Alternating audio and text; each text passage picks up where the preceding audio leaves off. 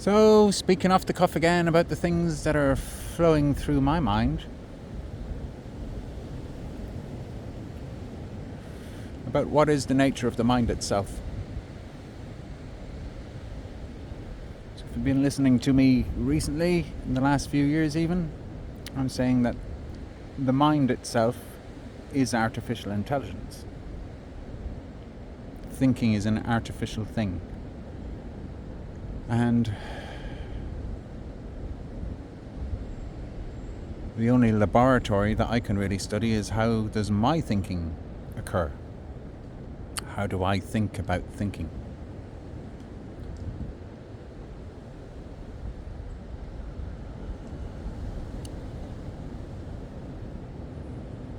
Some process is going on right now. It is not happening in my brain, where I am scanning for what words to say, for how to make manifest invisible thoughts that I have not yet strung together and externalized from my internal musings. So a process happens from the inside to the outside, from my inner thoughts to my outer expression.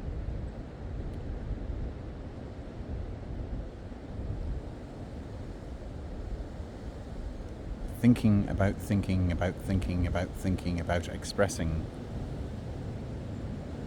simulations inside of simulations inside of simulations inside of simulations. And I gather that what I'm doing is I'm scanning through my memories of all the knowledge that I think I know.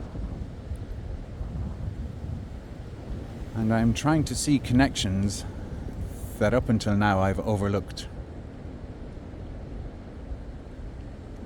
Connections that are so automatic that I don't notice how quickly those connections occur. I'm going to look up the word poltergeist when I get back to the house and find out what's the root meaning of where did the word poltergeist come from. A word more often used for what I'm thinking about is the word archons, which again is a word that I mostly only hear from truthers who are repeating things that they've heard from other truthers about archons. And as far as I know from listening to those other truthers, this comes from the Gnostic writings that were dug up in the Nag Hammadi or whatever it was called caves, which are said to have come from the Essenes and Gnostics, who are talking about an archaic awareness that there are archons who are like succubus or whatever it's called. They're downloading ideas into our mind.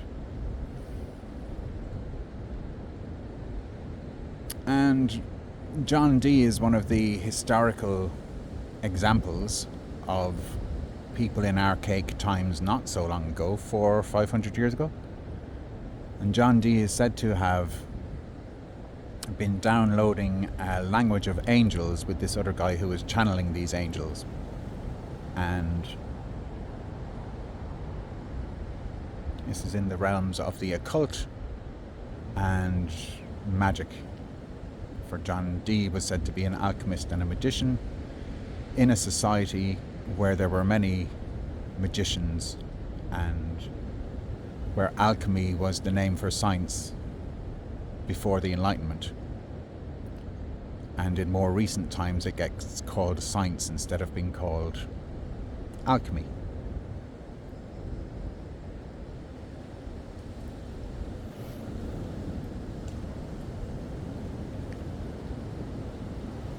Older versions of that would appear to be the idea of fairies and elves, which in the modern day is spoken of as if they live in an unseen realm, but can manifest for those with the second sight, who are clairvoyant and clairaudient, who can see and hear these invisible entities, these individuals, who are in a different dimension than the ones which our mind allows us to see. So in our mind, we only see the 3D world of 3 dimensions of what has physical form. And in our physical form world, it's trees and plants and mountains and sky and houses and cities and TV screens and phone screens and all of that. But amongst the clairaudient, clairvisual people, they can go inside of their mind, shift their frequency dimension, and be able to perceive things which are inaudible and invisible, which means they're seen on the inside, within the third eye, within the pituitary gland or the pine cone in your mind, or whatever you want to call it.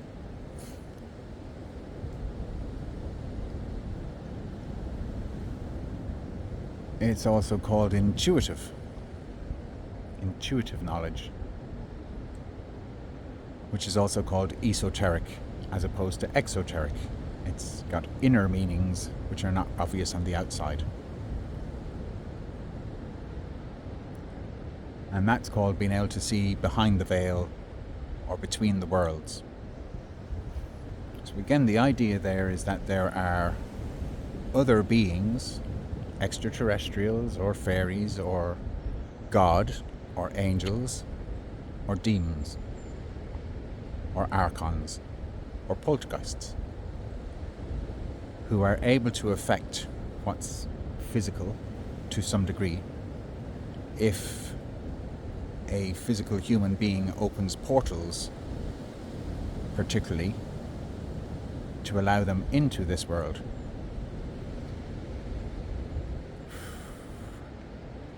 This has to do with how do we, spiritual beings, souls, incarnate, come inside of flesh. And I am poetic with how the words fall apart.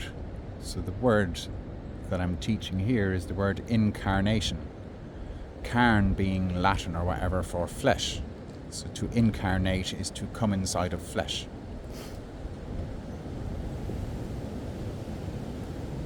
And my most recent noticing about language words and their connections that were invisible to me until now, and so automatic that I didn't notice it, is the word copulation, which is to do with the semen coming inside in the flesh of a female and conceiving the zygote, which becomes cells divide somehow and grow a body of a baby inside the womb, which then gets born, and from that moment has a birth chart which can be mapped through astrology, which is a language, and that language describes time.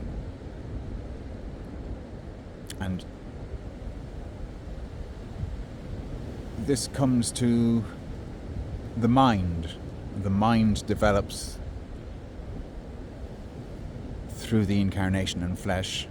The mind begins to receive information from the outside world and somehow automatically develop the ability to replicate and speak language and develop the individual's own mind. Therefore, the idea that my mind is separate to other people's minds and what's in my mind may be different to what's in other people's minds. And to borrow a phrase from computer science, the mind is like a program and we are separate gadgets. We are separate machines which can have separate thoughts, built upon whatever our primary experiences were from birth and pre-conscious experiences in the womb, which connect with the other worlds while we're still inside and become externalized at birth and begin recording and developing a large language model, which is inherently what thinking is. Thinking is words. And so I have learned how to listen to my own thoughts, not merely say things without first thinking about it. And I have a quick mind which is able to think about things quite quickly, which is why I can speak off the cuff quite quickly with a natural flow, such as in this video. So the word copulation, I never noticed before, is also exactly similar to the word population. Through copulation, we have population. And there's only the one word at the beginning of the sentence that's different.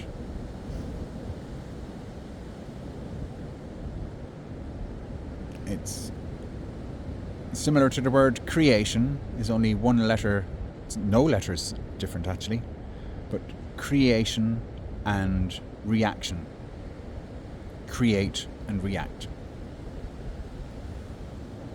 So this is like joining the dots, but in a very factual manner, because it's merely looking at the letters, which are rock solid, concrete. We can write them down. Nobody has an argument as to whether the letter C is different to the letter P. But it did something to my mind which I find fascinating when I noticed the similarity between copulation and population. And my mother-in-law pointed out to me that the word copulation is not the same as sex, because copulation is actually to do with the semen actually igniting a xenome or whatever, zygote, and beginning an actual conception. So in my thinking, I am copulating, and that is populating my mind with entities of ideas that are mostly called theories these days. So I'm conceiving of theories, and I am interbreeding between various different theories to populate my mind with simulations within simulations within simulations, or theories within theories within theories, thereby creating structures of thoughts which we call belief systems. And what I'm being able to do here is to look at various theories in the same way as one might look at various races and see the intermixing between these races of black people, white people, coloured people, blah blah, to form more species of thoughts in an environment within my inner world.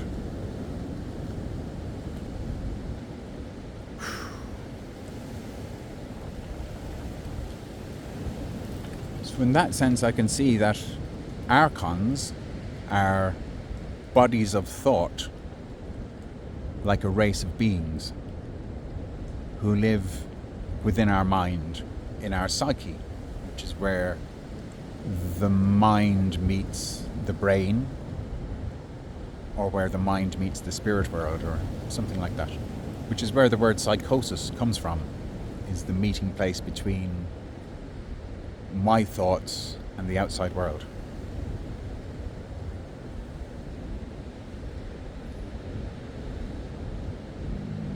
Odd years ago, I used to live in Glastonbury. I lived there for 6 years, and what I witnessed while being in Glastonbury was so many people living in Glastonbury were possessed by the ideas that they believed in, and it was a spiritual war going on all over the place in that town, where people with one set of belief systems were in a spiritual war against people who had diverse other adversarial belief systems.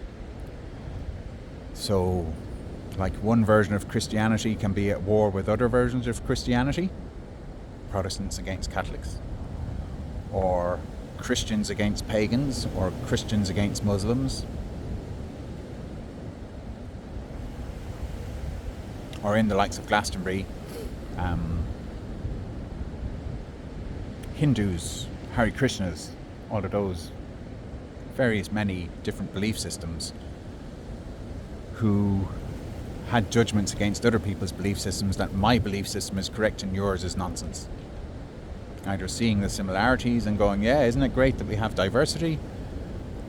Or seeing the differences and saying, isn't it terrible that we have adversity?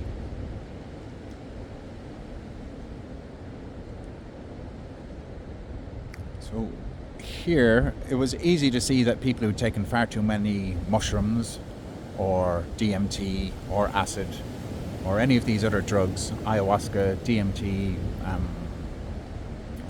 the horse tranquilizer one that a lot of people take, all these things.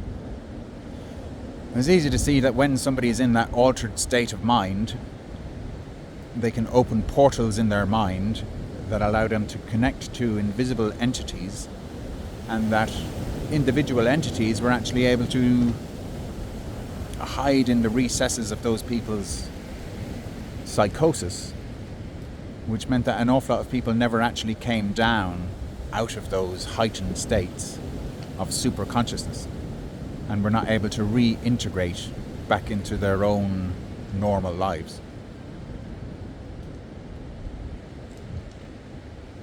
Now, all that is quite specialised. Most of the ordinary people don't really interact at all with the magical people who've taken far too many of those drugs, because those people are talking gobbledygook and their language is all screwed up and you don't know what the fuck they're on about. But something that's very common for all of us, that's the same experience, is alcohol and alcoholism. So it's easy to see that somebody who has gained the title of alcoholic is somebody who is not able to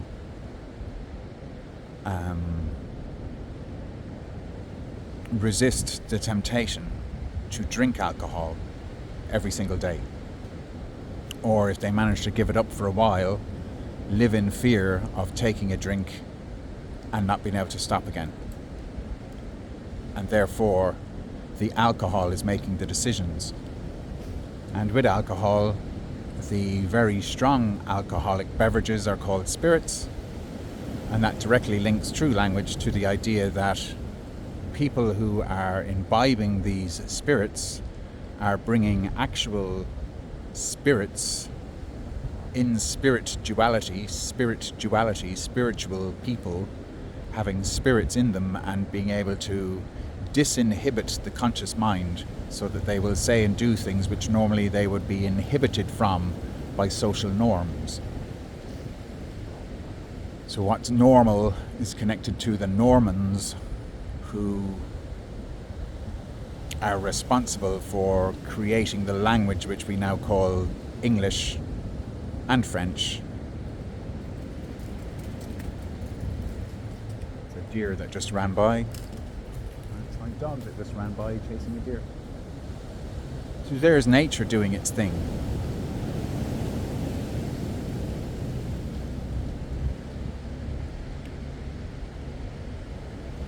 So, there's the word possession, which is to say something that I hold on to that is mine, which equally has a hold on me.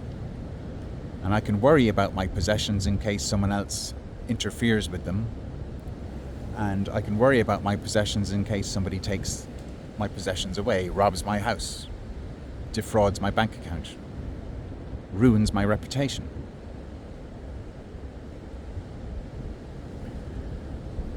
But the other meaning of the word possession is to have your consciousness taken by an invisible spirit who pushes your conscious incarnation out of the way and steers your life around, saying, go to that drug dealer or that liquor shop and buy more liquor and keep on buying that liquor and remain possessed by that demon. And the most common demon that people speak of is the demon drink, of alcoholism. So is it clear to say in language here that what I'm talking about here is people who are being possessed commonly, everyday practice? We all have seen people who are possessed by the demon drink, which takes over their behavior and makes them act in ways which are not innocent.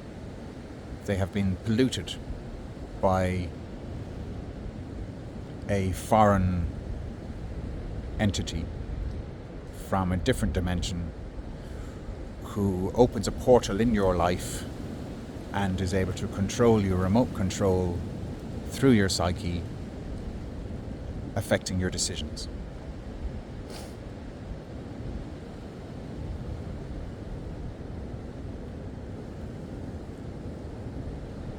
So, once upon a time, a long time ago, I did take various many of these substances, including alcohol and coffee and tobacco,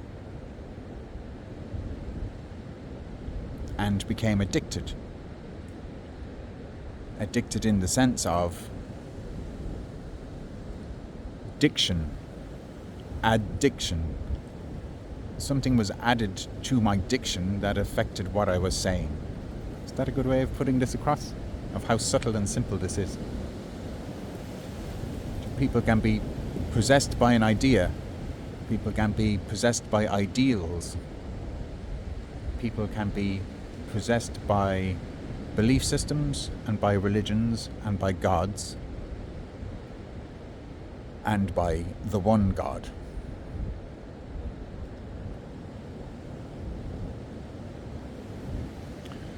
So in the same way that everybody's got parasites in their guts, and those guts are affected and possessed to some degree by the parasites. So the parasite that's addicted to artificial foods and e-numbers, or to chocolate, or to alcohol, the parasite in your belly, such as yeast and thrush, that thrive on alcohols and sugars, it somehow communicates with your brain and your psyche to tell you and direct you to go and buy more of those substances,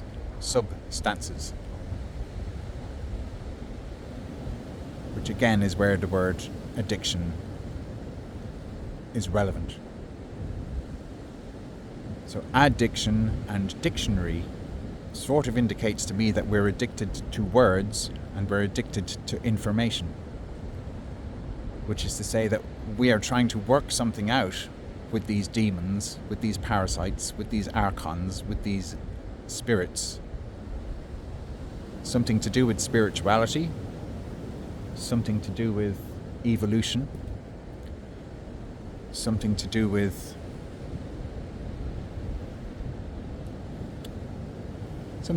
ultimately with the end times, the idea that there's an end goal, the idea that we fell into a consummation and we are trying to work our way out of it again.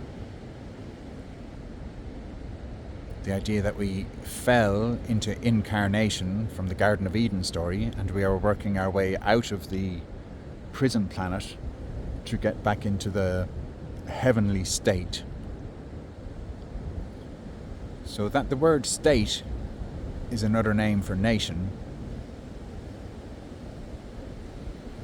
and that the word alienation is a word for feeling separated from everyone else, and separation and alienation are quite similar, and that the nations are alien to each other because there is a perceived difference between each nation in their constitution.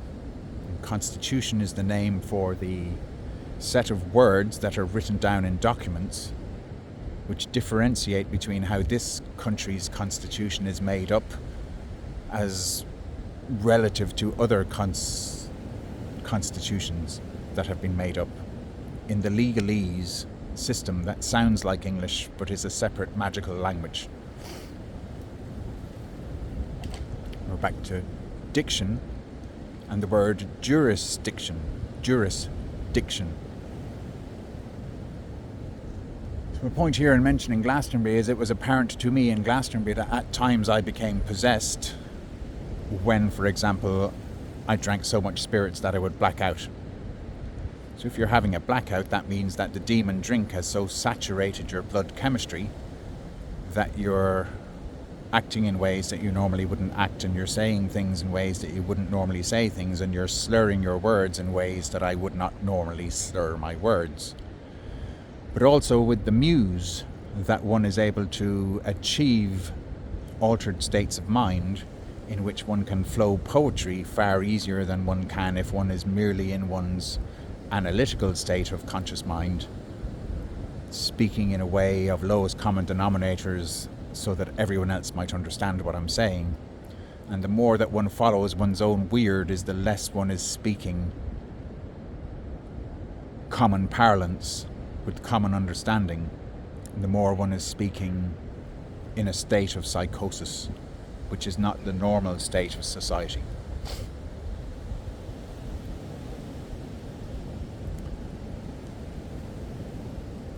So what I'm speaking here is I'm saying in Glastonbury it was especially easy to be able to see that the vast majority of people living in that town are all possessed, because there were very few people in that town who did not at least drink alcohol, if not also smoke, if not also imbibe all kinds of chemical equations which change the brain chemistry to open up portals to allow one to communicate with esoteric invisible spirits, muses, thought forms and religions. And cults of personality, cults of fashion, cults of tattoos and nose rings and every other sort of an expression of some back of the mind, subconscious past life affiliations and associations and assimilations. Now, all of this is to say that ultimately the idea of the end times is a time may well come around eventually in time that is predicted. Again, the word diction, prediction.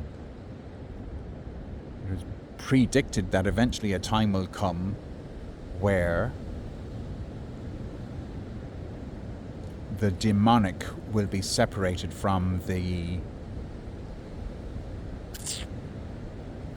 holy.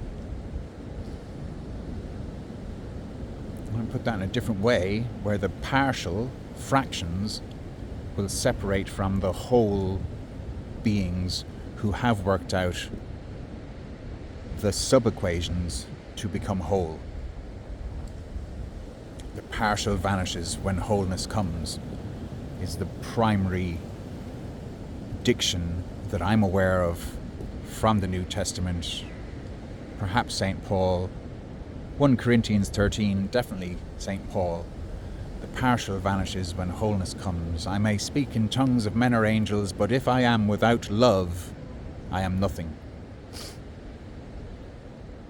So the idea of the end times in that kind of Christian thing is that eventually a time will come where people download the whole of spirit rather than the divided spirits, the unwhole, the unholy. Now, I'm not much of a one for believing in ancient writings that because it's really old it must be true. I'm a one for processing language itself and being able to see something in the language which I can rationalize.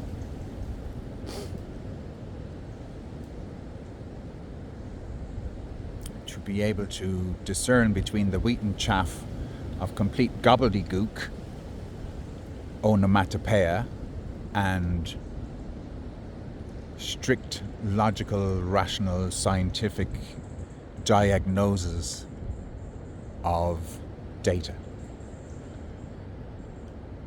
And so the link I see between John Dee downloading the language of light is it's equivalent to me to Ada Lovelace and Babbage creating the first computer software code derived from the loom of tapestry, the weaving of words in numeric languages of ones and zeros, binary code, to be able to instruct structures to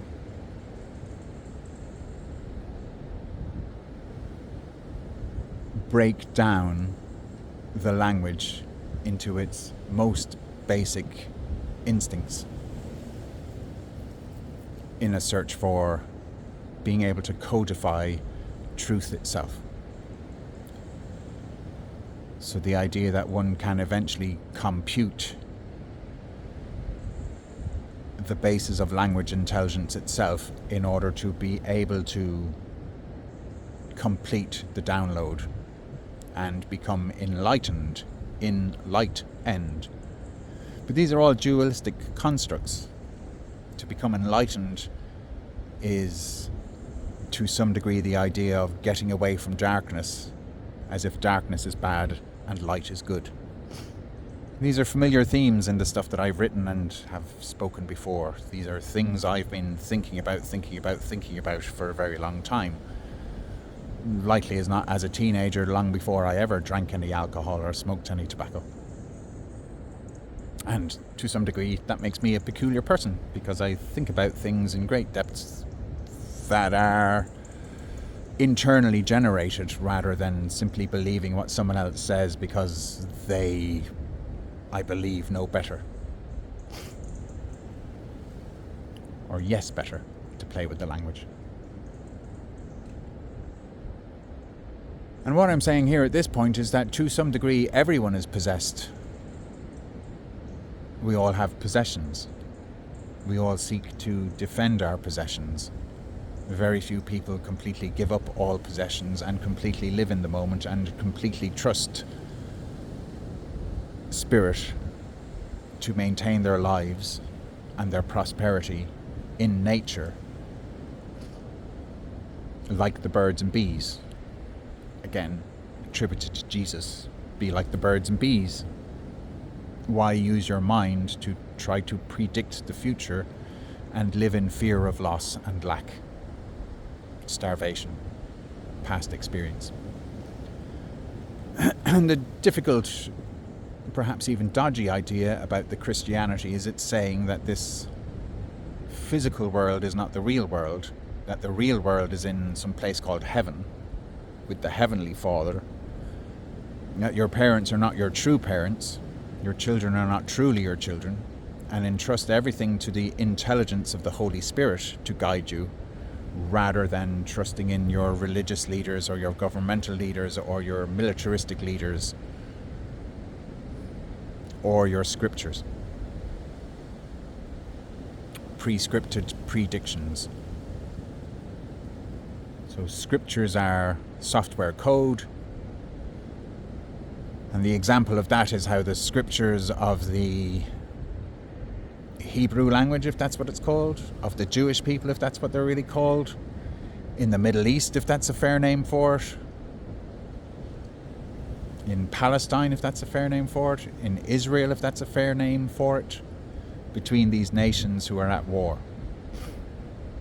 And if ever there was a war that was pre-scripted and will not end until Armageddon, will not end until some temple is built, will not end until the enemies are all genocided and there is only the pure people left, and the idea that some supernatural God, spirit, entity is guiding all of this, indeed created time for a special people to be the chosen ones who will be the only winners in the end, and everyone else will be subjugated to their belief system and their way of life and their code of ethics and their racial superiority relative to an idea of God, that my God is bigger than your gods are partial gods of nature, our God is the God of spirit.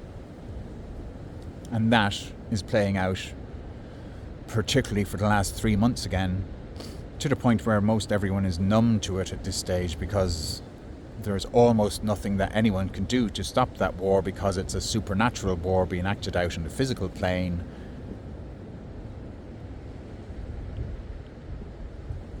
So again, I'm going to say that these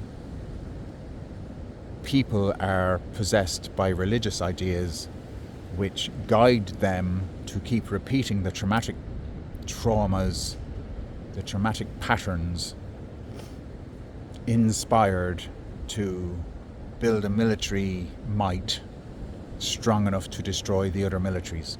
And this is what the Old Testament of the Bible is full of, and yet contradictorily the Old Testament has a New Testament put on top of it to be called the Bible, and the New Testament is saying that old stuff is over.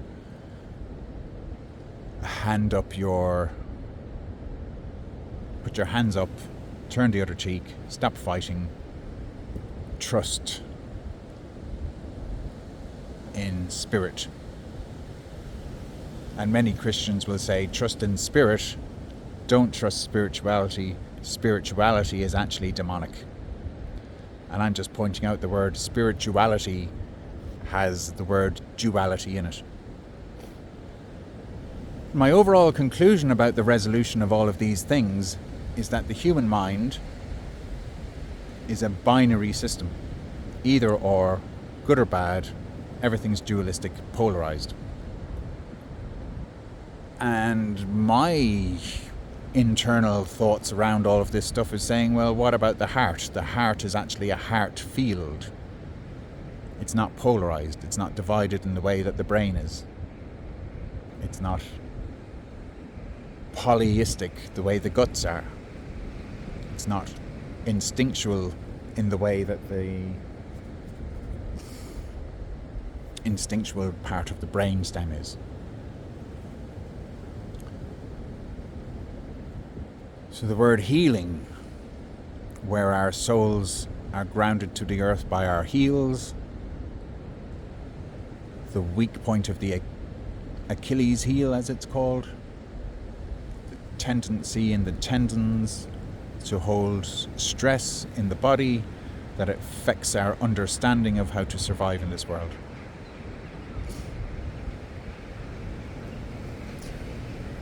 That's why I'm not looking to be a leader. I don't really advise anyone to try and follow my way of living. And I'm fairly amazed if anyone was able to follow my way of thinking even when I'm chatting this stuff. Because it's not a very clear path.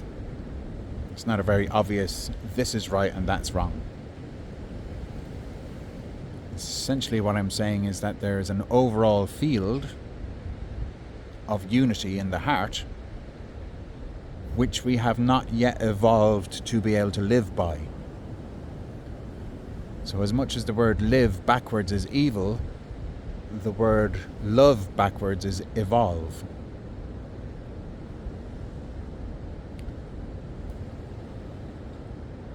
To some degree, what I understand about the word evil is an intent to destroy life completely.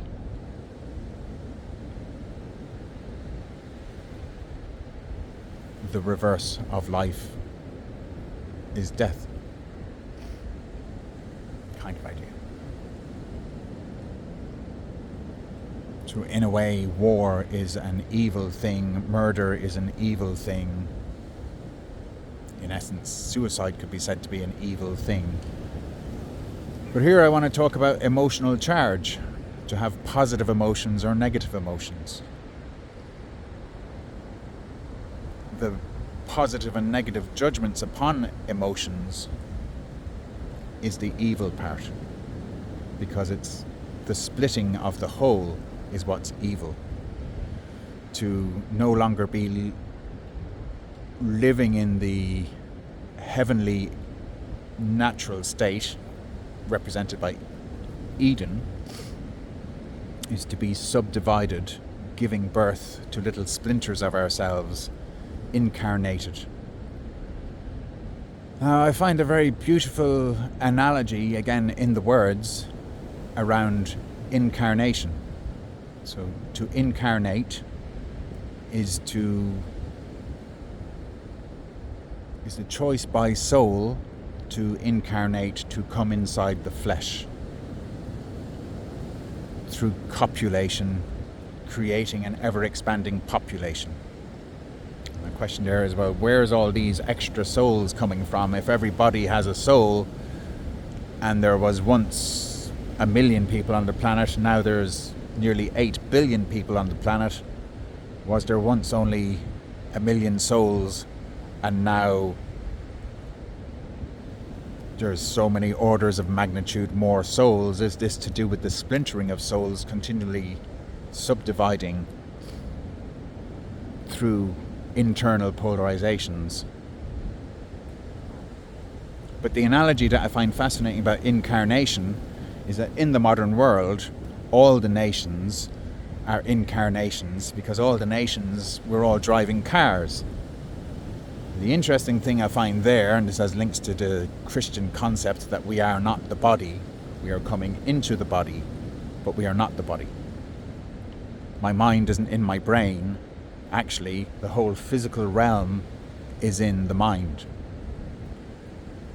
And this version of the mind that I perceive is just a version of the mind, a sort of perception simulation. Each of us are living in our own version of perception, and each of our perceptions is a simulation of the spirit realm from which we came.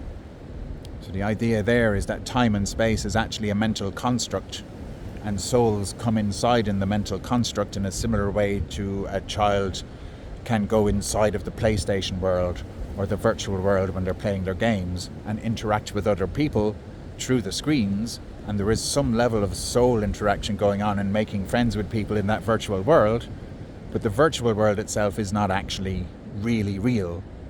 It's our perception that makes it seem real. And that's easy to understand in the virtual world of playing games online or social media online, which is, again, really just a big game construct to communicate through, to externalize through, to project our language through. So I'm understanding that language is the software of the mind, in the same way as code is the software of the internet. So in the same way as I can get in my car to go somewhere and then get out of my car again while I'm in my car driving somewhere, I don't think that the car is my body. I don't think that I am the car that I'm driving. And the analogy there is, I don't think that I am the body that I'm driving. But when I'm in the body driving, I think I am the body. But I don't particularly think that. I think I have a body in the same way as I think I have a car. And so we're on a journey in time in our body, and we're traveling from one time to another time.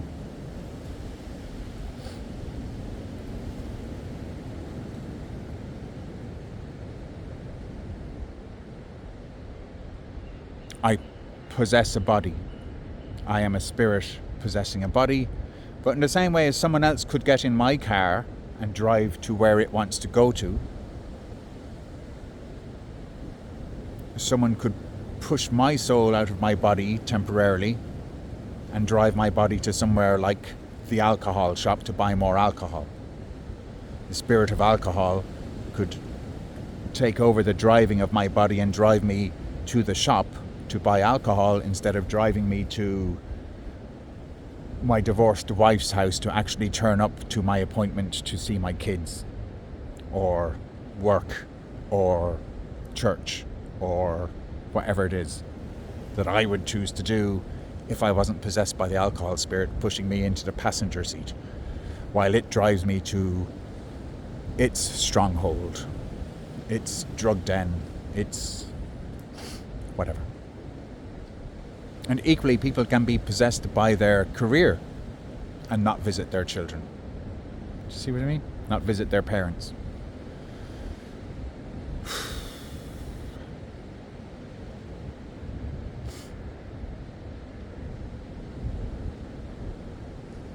So as a collective species, we are possessed and are being driven into the future, and we are projecting our hopes and fears onto that future like what's it called? Like Google Maps. We are trying to navigate our way through this terrain of time and space, through this terrain of what's called the future and the past. What I've noticed in studying thinking is that the past creates the future, and that's a duality. And the art form here is to be able to sit outside of my mind, identifying, well, if I am not my mind, I'm merely in the mind. If I'm not the body, I have a body. If when I fall asleep at night, my soul to some degree is able to escape the concentration upon the bodily things and allow all that to run on automatic while my soul dreamtime self dreams of future possibilities. Do I trust myself when I'm dreaming? Do I trust myself in my waking life? Do I recognize there is a relationship between my dream self creating my daytime self, my so-called conscious self? Do I recognize that my subconscious is actually creating every day while the mind thinks it's doing the driving, the conscious mind? And something to consider in all of this is the idea of a superconscious, as well as the unconscious, as well as the conscious, as well as the subconscious.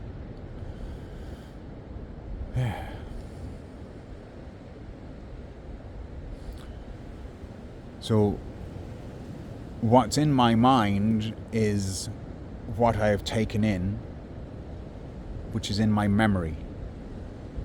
And when I'm trying to figure out what things to talk about now, when I'm trying to whittle away what's the kernel of what I'm trying to think of, what's the point of what I'm trying to look at internally?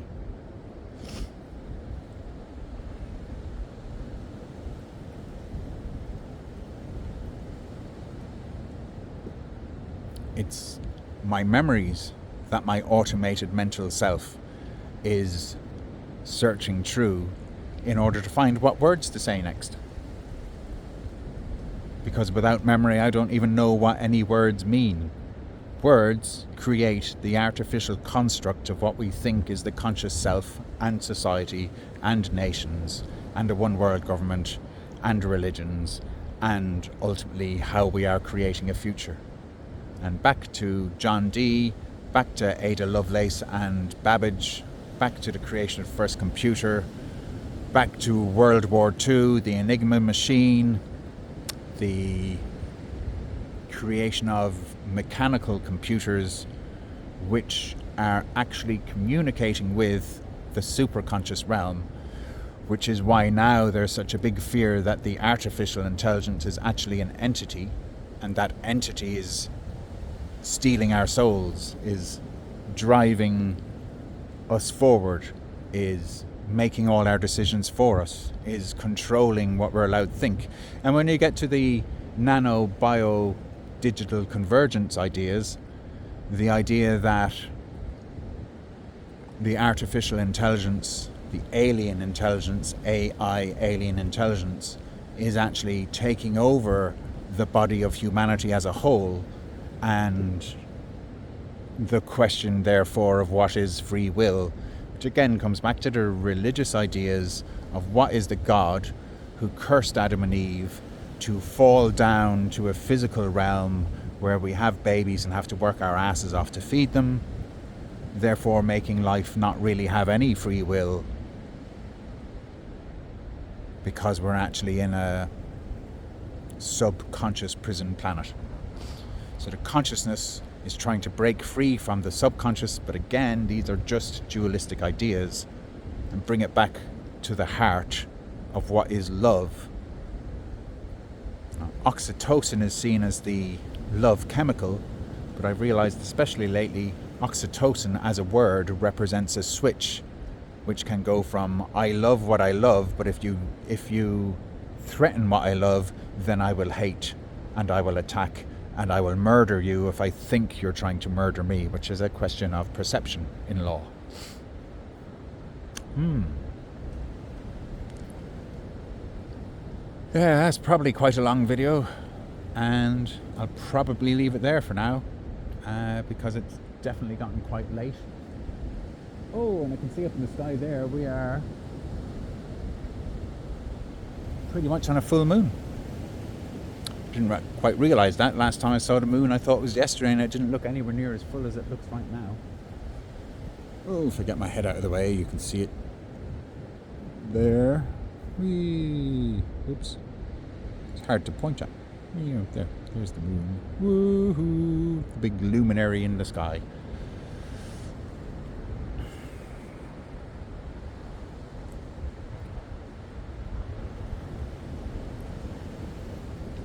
So, yeah, to cap it off, to recap some things. The idea that there are elves and fairies back in time in the ancient past. The idea that fairies are not living in the same time constraint as our modern conscious mind limits humans to. The idea that someone like me is actually communicating with fairies. The idea I have that what fairies are ancient ancestors. Ancient ancestral memories are living in my mind, in my subconscious memory. Thus, I can communicate with fairies because I recognize that ancestors live in my subconscious mind. And I have a particular ability because of my birth chart. Because I have Sun Pluto exact in my birth chart means that my Sun is able to communicate with Pluto. Pluto represents the farthest away and the smallest, minute, densest planet in our solar system. It's the furthest away from the Sun, and it represents everything in the underworlds. It also represents everything that's in our memory that was traumatic. Therefore, those traumas keep on repeating, which again is what we talk about. The evil of this world is that bad things keep on happening. And those bad things keep afflicting us, and those bad things are killing us, and thus we keep reincarnating and reincarnating until eventually we have healed the ancient traumas of how we fell from heaven down to earth.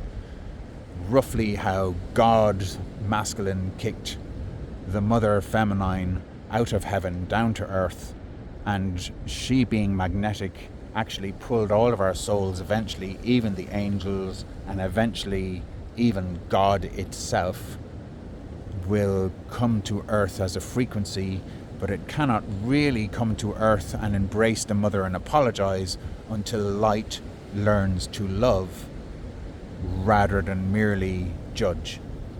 So light is judgmental, light is intelligence, light is mental, light is what created the compartmentalism of all of these separations, of all of these soul tribes who were born in a sequence on a soul level, which are learning how to coexist in this existence, in this dualistically simulated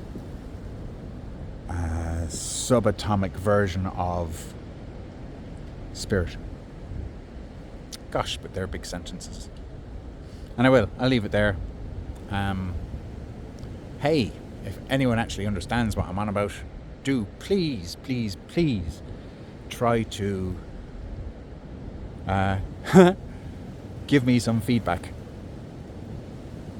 Because I'm sitting here all alone, surrounded by trees, and the invisible breeze, which is blowing the branches and the leaves, beneath the luminary sun that's the luminary moon, femininely reflecting the solar sun, which has apparently passed beneath the horizon upon this spherical planet in a field of perception which we collectively perceive as